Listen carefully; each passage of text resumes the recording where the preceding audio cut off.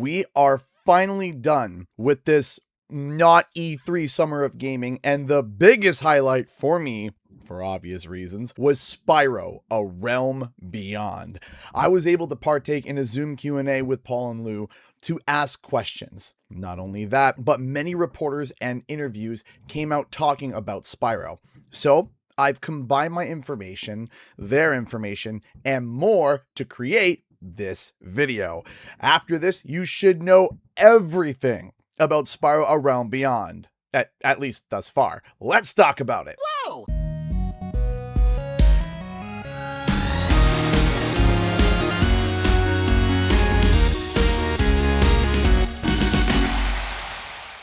What's up, guys? Canadian Guy here, and we need to dive right into the video because there's a lot that we have to go over. Let's start with the obvious. Spyro 4, sorry, I still have a habit of calling it that. Spyro A Realm Beyond is a brand new Spyro game, and it is a Spyro-focused game. Yes, I have to say this because many people have asked. This is a Spyro game. Not a Skylanders game, not a Crash Bandicoot game, not a DDR expansion. It's Spyro, developed by Toys for Bob in the Unreal Engine 5, launching on all current gen consoles. I know there were some people holding out hope for a PS4 and original Nintendo Switch port, but sadly, that is not the case. The game started development as a defined start in February 2024, when the studio officially went indie. That defined start seems to be when all the paperwork was signed, sealed, and delivered, not counting the pitch and the potential prototyping leading up to it. Not only that, but a new detail that I heard was that this idea of this game came into Toys for Bob's mind while they were working on Spyro Reignited. And that Spyro Reignited even has seeds of this idea already planted in the game. Now, when will we finally see those seeds grow and thrive to, actually play the game? Well, the trailer ends with a spring 2027 release date. Now, I want to remind everyone, for those thinking that we may see it around April 2027, while that is still possible, let me preface that, spring technically doesn't start until June. So we might actually be 1 year out from being able to play the game. I'm just saying.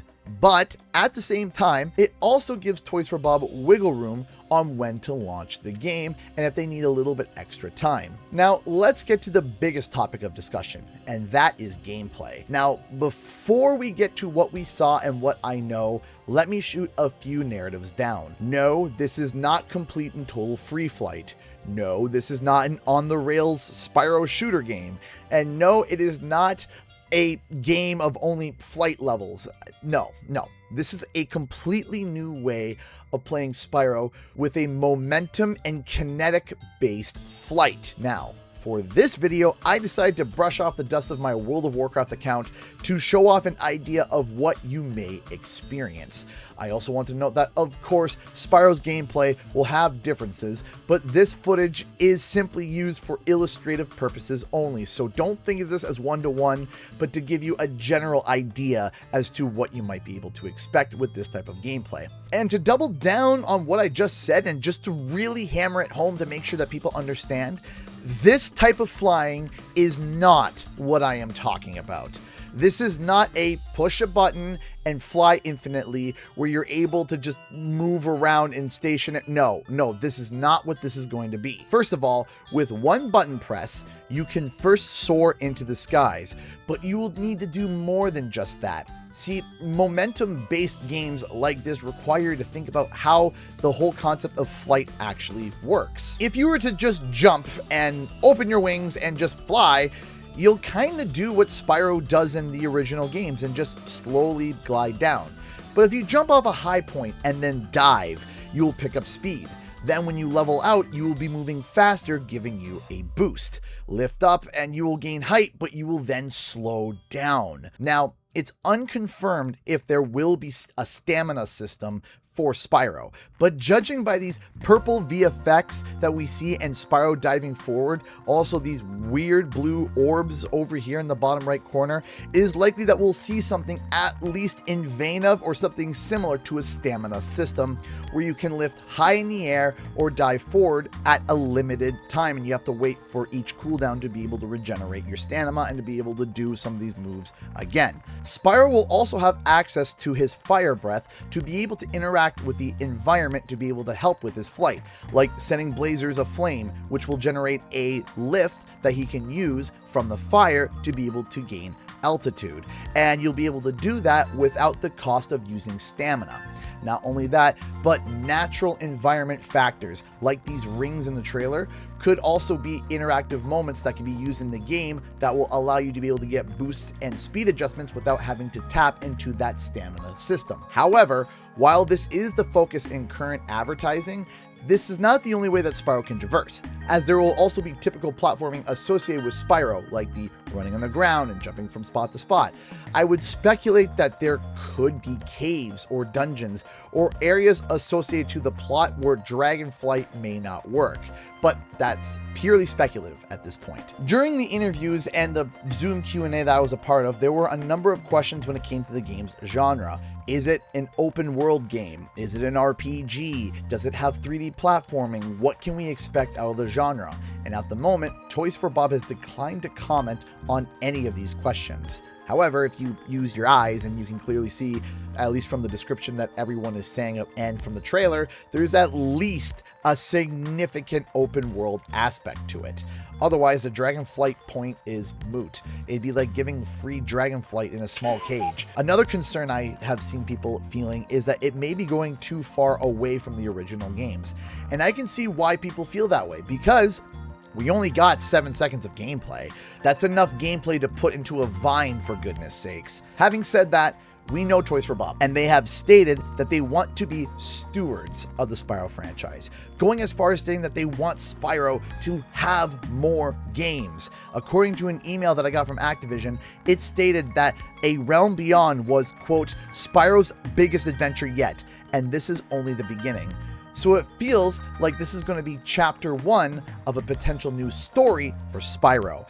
We also can see details that we all know and love about Spyro in the trailer, with the confirmation of gems, Spyro's being collectible, being shown in the background in the CGI trailer, also confirms that we still have that collectathon aspect to it. Also, a number of questions have been asked about sheep being in the game, and while no exclusive details were given, Lou had said, quote, what kind of Spyro game can you have without sheep? Now, let's get to the most unknown factor that we have thus far, and that's the story. We were introduced to this creature holding a staff that seems to be empowered by purple crystals.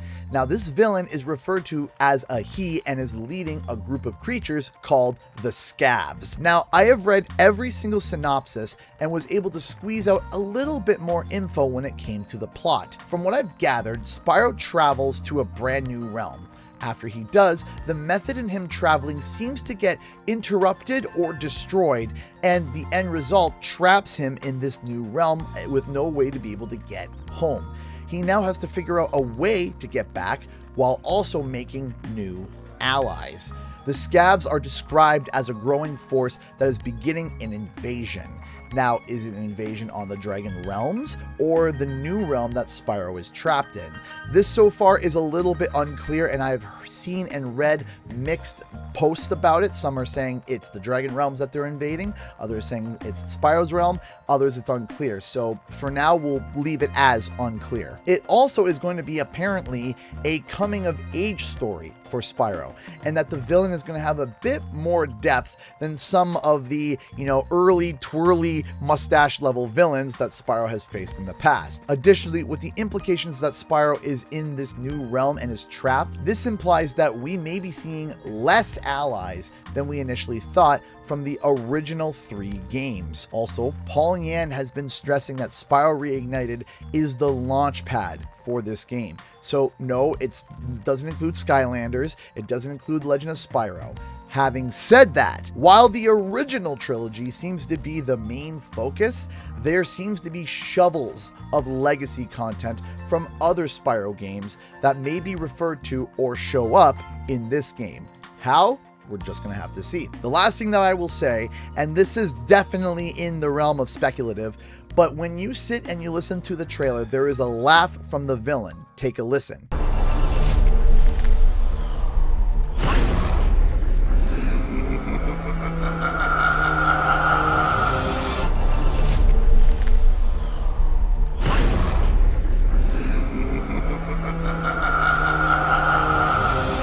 Now, it has been speculated, and some people have said that it sounds like Mark Hamill. And not only is it amazing that the original voice of Joker and of course being Luke Skywalker being in the Spyro game, it's also important to know that Mark Hamill voiced Malefor in The Legend of Spyro Dawn of the Dragon. So this opens a whole bunch of questions. Is it Malefor that's returning? Is it a new villain, but they gave it to Mark Hamill to be able to redeem the fact of the horrid voice job that they did in A Legend of Spyro Dawn of the Dragon?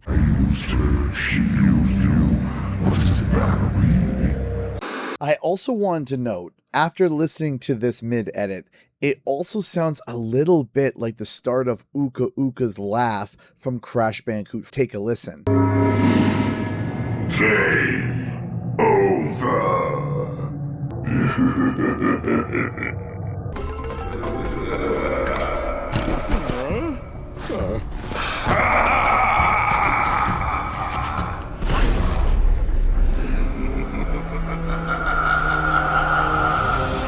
Now, does that mean that it is Uka Uka behind it all?